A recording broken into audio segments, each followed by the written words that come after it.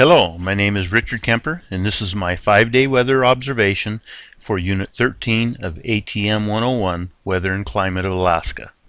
This screencast includes both observation data and National Weather Service downloads of our hourly observations, surface maps, and weather maps.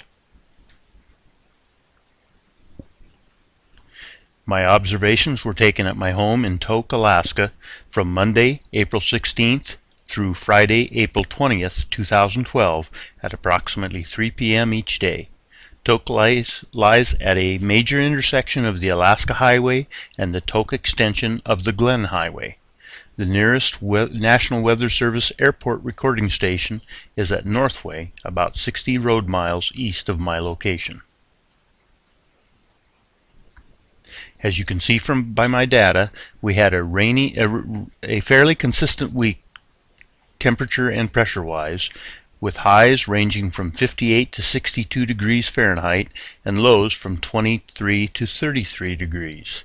Pressures ranged from 996 millibar to 998 millibar with very little variation. I have little faith in my thermometer, so I used a glass bulb thermometer for all temperature measurements.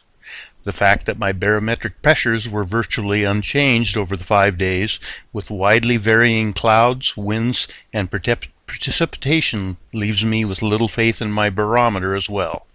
A steady downward trend for the week of National Weather Service pressure data confirms my doubts.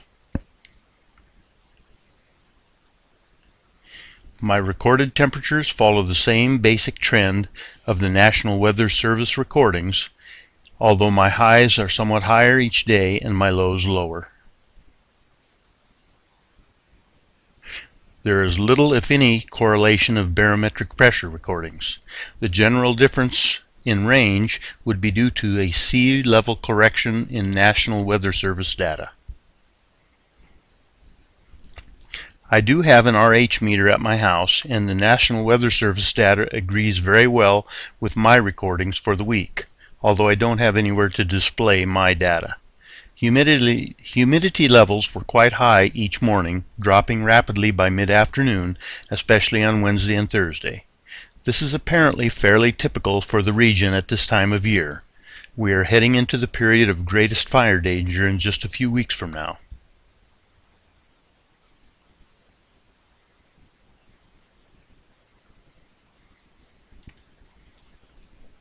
Concerning the weather maps, there are some very well-defined systems shown, but those directly impacting the interior are unfortunately not so well defined.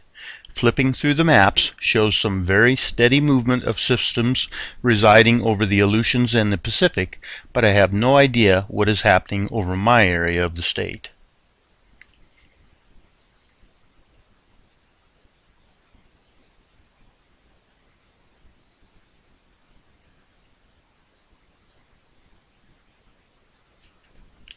This map of Friday's weather illustrates my difficulties nicely. There are at least 6 areas of low pressure in or around Alaska, all interacting with each other, and with at least 3 areas of high pressure. Over a 24-hour time span, these systems can disappear, merge, or who knows what. I have no way of knowing how to use any of this to predict even tomorrow's weather, let alone anything further out. Perhaps following the systems at 12-hour intervals would reveal more detail.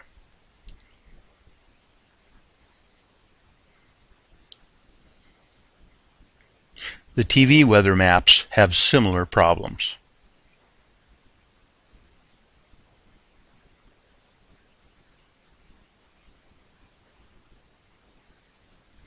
I can tell by the symbols when a stationary front or low pressure system is over me and when it is raining, and these all coincide nicely with what I have observed each day.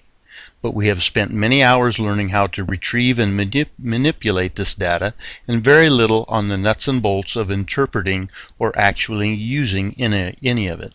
As a result, these maps are essentially useless to me, as was most of the time I have spent learning to retrieve them. This concludes my last week of weather observations for ATM.